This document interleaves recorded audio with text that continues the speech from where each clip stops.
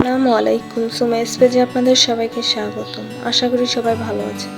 এখন হচ্ছে সকাল, ঘুম থেকে উঠেছি। এখন আমি ঘরটাকে গুছাবো। দেখুন জানালা দিয়ে কি সুন্দর দৃশ্য দেখা যায় আমার।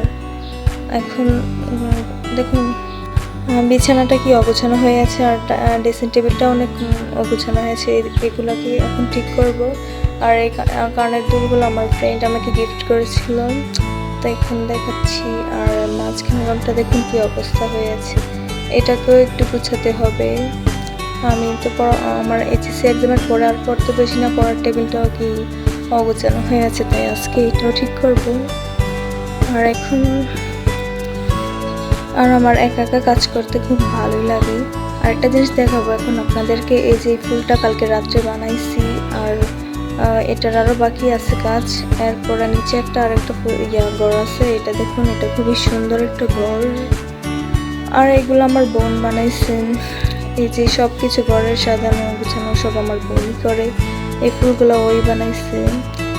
ফাইনালি টেবিলটাও একটু গুছাইছি,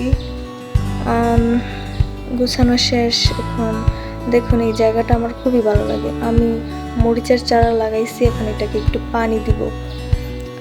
গাছটাকে কদিন ধরে পানি দিই না, যত্ন করি না, তাই আজকে ভাবলাম যে একটু পানি দিয়ে নিই আগে। মরিচের চারা লাগাইলে কেন হয় না কেন জানি, তাই আমি বারবার তবু চেষ্টা করি গাছ লাগানোর চেষ্টা করি।